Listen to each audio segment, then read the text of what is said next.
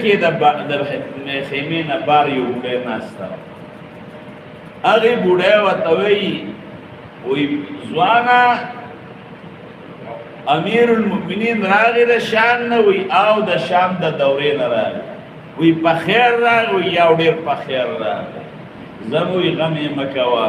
چې کله د محشر میدان شي نو زما به لاس وي او د امیر المؤمنین به دا ګریواني ګریوان او زما به لاس وي لاس وی بیا دا ولې وی د مسلمانانو بادشاه دی په ما لوګي تندې تېرېږي زما د خاله ځان نه خبرې زما د بچو نه ځان نه خبرې وی ابې خیر دی دا خو ډېر لوی وطن دی ته به لږه په خپله ورغلی وې که نه وی چې د مسلمانانو بادشاهي نشي کولی امن نشي راوستی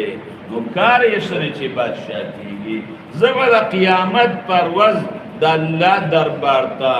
عمر فاروق رضی الله عنه راکاږم چې الله تعالی مې راوستی دی فیصله به ته کې عمر فاروق رضی الله عنه نه پېژانده د امیر المؤمنین دی عمر فاروق رضی الله عنه پوه شو چې وی نه پېژانده ورته وی ابې عمر ته خپل مظلومیت وبخه الله دپاره یې معاف که وی نه معافون نشته عمر فاروق رضی الله عنه ورسره کېناست وی ابې زما په امیر المؤمنین ډېر رحم راغی د رسول الله مبارک صحابي دی د الله دپاره عفو وکړه وی نه بخمې نه د الله دربار ته به یې راکاږمه وی یاره ابې زما خو په ډېر رحم راغی خیر دی د هغه د طرف نه به زه تاله دومره دنانیر درکړمه او دغه مظلومیت پې به پیسو خرڅ کړم وی مظلومیت هم چا خرڅ کړی دی وی چا که خرڅ کړی دی او که مې خرڅ کړی خیر دی تی پې ور خرڅ کړه هغې وی نه وی یاره چې ته خو ډېر خالق یې ارمان چې د عمر په ځای ته بادشاه وې په تا مې رحم راغی زه خرڅوم یې پې عمر فاروق رضی الله عنه ورته وی په څو پیسو وی په دومره مې پې ور خرڅ کړو ښه وی ابې لیکل به کوو وی بلکل لیکل کوو په دې کې علي رضی الله عنه او یو بل صحابي راوتېري عمر فاروق رضی الله عنه د شپې راوتېري هسې نه بېدینه خلک نقصان ورته ونه رسوي چې وی کت عمر فاروق رضی الله عنه بوډۍ سره ناست دی سلام یې په واچو السلام علیک یا امیر المؤمنین او چې هغې بوډۍ اواز واورېد چې السلام علیک یا امیر المؤمنین اوهو دا خو امیر المؤمنین په خپله ده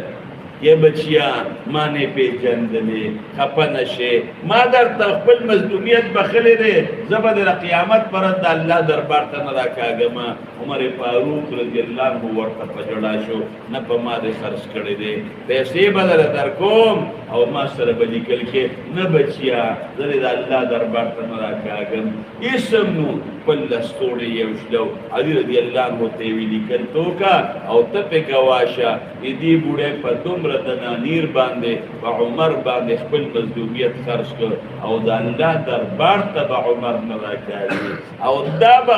لستوڼی په زما په سینه باندې کېږي که د محشر په میدان کې دی مانه تپوس کوو دی به چې الله په ما یې خرڅ کړی دی دومره د الله نه یریدونکی انسان سره د دې نه چې امام الانبیا فرمایي عمر فی الجنه عمر به په جنت